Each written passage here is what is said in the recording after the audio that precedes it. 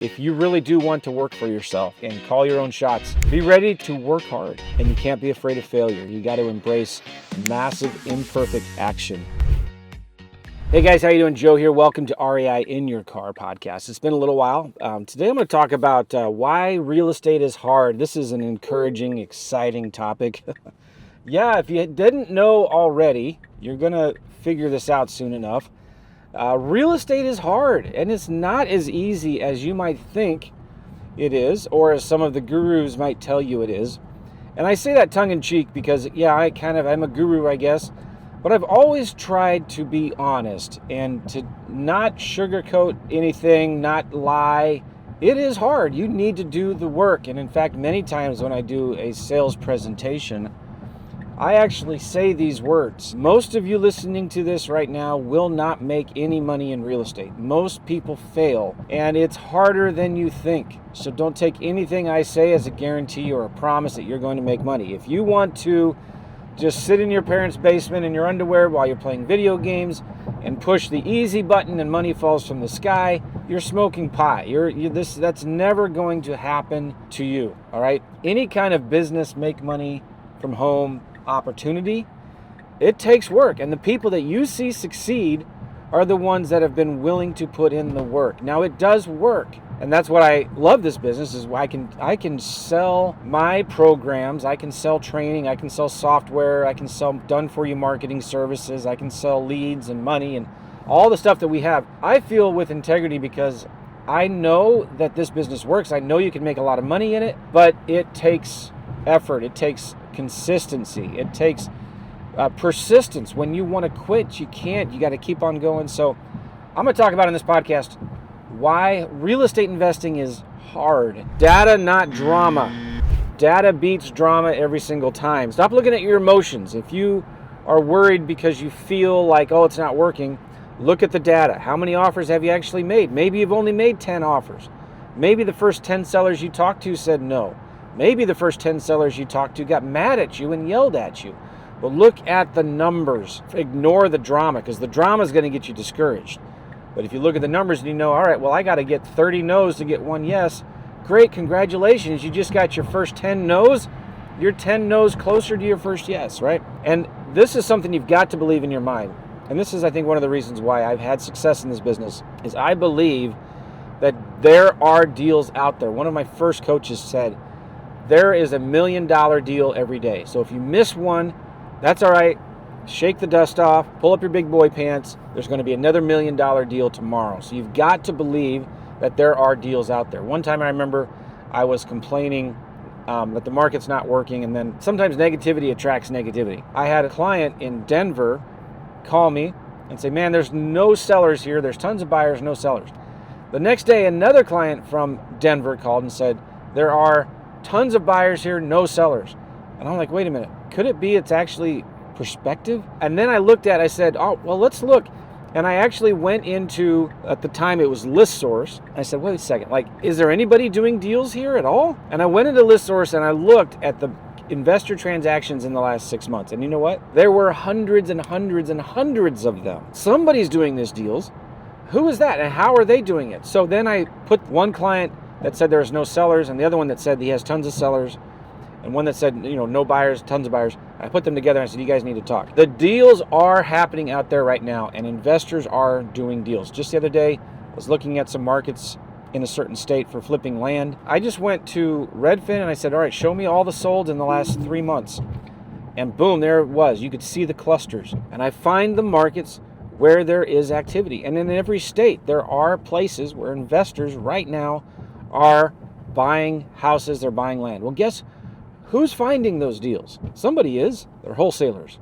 They are the guys who are more concerned about the data, not the drama. They're consistently out there marketing. They're consistently out there making offers, and they're finding these deals. I think the other important thing to remember is you got to stop blaming. Stop blaming the market, right? Every market cycle has winners. When the market is going south, I remember I've been through 2 or 3 recessions. And one of the important things I learned early on is that wealth doesn't disappear.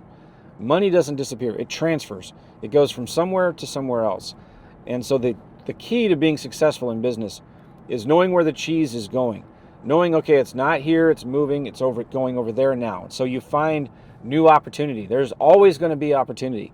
And in real estate, maybe it goes from being a seller's market to being a buyer's market. If you're a wholesaler, maybe it goes from wholesaling deals to new home builders to wholesaling deals to retail buyers, recreational buyers, people who are doing subdivides or whatever. Maybe in houses it goes from wholesaling fix and flips in the upper, higher, more expensive properties to wholesaling little landlord rental properties, that cash flow. So you're wholesaling fix and flips or you're wholesaling landlord properties. You need to find where the market is going. And I remember in the recession in 2006, 7, and 8, and 9 or whatever, the people that were still wholesaling a lot of deals and making a lot of money were the ones that got creative and saw where the cheese was moving. And so they realized, the buyers that are buying properties right now, and there are some that are buying, they went to go see where they were. One of their biggest problems is they don't have financing.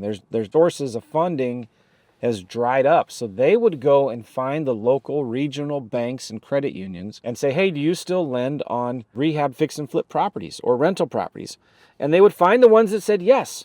And even back then, when the market was completely collapsed, there were still local banks that wanted to lend money to qualified people. So what these wholesalers would go find the banks that were lending money, and they say, okay, so if you would lend on this deal, what are your requirements? And they would find out, okay, well, the borrower has to have this credit score. They have to have this amount of money down. They need to have this amount of money in reserves or in the bank. So they'd figure these things out, and then they would market these properties to all of the investors out there, the local real estate clubs, by direct mail, phone call, whatever, Facebook. And then they would say, hey, here's a deal. They show the numbers and they say financing available to qualified buyers. And so they would bring these deals as a package. So today, maybe where it's like, hey, I can just wholesale deals, just put it out there and people buy them. They have their own financing. If things get rough again, you need to think about putting these deals together as a package and then offering them to investors. Okay, so stop blaming the market. Every market cycle has winners. Wealth doesn't disappear, it transfers. So you need to look at the market, what's going on now. Where's the need? Where's the demand? How can I fill that demand? And that's really important to understand. The other thing you need to stop blaming is you've got to stop blaming the competition. I love competition. Competition is proof to me that demand exists. It's telling me, yeah, you know what? There are people that want this, that are doing this, that are making money right now. So why can't I be one of them? So I love competition because it's telling me, hey, this is a good market. This is a good time to be in the market. I'm going to go see what these guys are doing and model, not copy. I'm going to model what they're doing in my own market, in my own niche. So stop blaming the gurus also. They're the easiest guys to blame. I thank God for gurus because if it wasn't for them that taught me what I did, if it wasn't for the Carlton Sheets who taught Robert Allen, or maybe it was Robert Allen who taught Carlton Sheets, one of those two guys. But before them, there was somebody that taught them. The Carlton Sheets, the Robert Allens, the Ron LeGrands, and Lou Browns, and there's a bunch of them, and I'm missing a bunch. But like those guys that were out there teaching their stuff and selling their things and making a ton of money and making a fool out of themselves, some of them, But thank God they did that because the guy that I learned real estate from learned it from that guy who learned it from that guy. And they were able to sell their knowledge to eventually me. Now, there's a lot of shysters and bad gurus out there, but for heaven's sake, stop blaming them for your problems. It's not their fault. Education is a tool, not the problem. And thank God for education. I thank God that there are people out there selling their knowledge because otherwise, how would we learn it? Now, you could do trial and error, but I like shortcuts. I like to pay somebody a lot of money to learn their mistakes so I don't have to make the same mistakes. Does that make sense? So if you think education is expensive, try ignorance. Try making mistakes. Try losing a deal. Try only making $3,000 on a deal when you could have made $30,000 on a deal. So stop blaming other things. The market, the competition, the gurus. Take responsibility. Ownership is the starting point of success. Okay, write that one down. The other thing too is entrepreneurship is not for everyone. Business is hard. You're going to face discouragement often. If you want stability, if you want safety, go get a job. Go get a 9-to-5. Real estate rewards the risk takers. And I get it. Entrepreneurship is not for everybody. It's hard. It is one of the hardest things to do in professional life. I think the other hardest thing to do is to be a husband and a dad. It's awesome. It's rewarding. And I never regret a single day of it. But it's hard and not everybody can do it. The rewards are great though. This is why entrepreneurship is so, it's either you make a ton of money or you don't make any money at all. It's very risky. That's why, again, education is so important. So if you want stability, that's great. Entrepreneurship is not for everybody. That's why most people who buy any education program like mine or anybody's, most people fails because they're just realizing, you know what? Entrepreneurship is not for me. I can't do this. They want the comfortable. They do not want to step out of their comfort zone. So success requires discomfort. Success requires you step out of your comfort zone. That's where the growth happens. I'm looking outside. It's in the winter. These trees look like they're dead, right? They look dead. They look like there's nothing going on. But it's during the winter time that they're actually growing their roots deeper into the ground. So if you want to succeed, you need to get out of your comfort zone. You need to push yourself every day.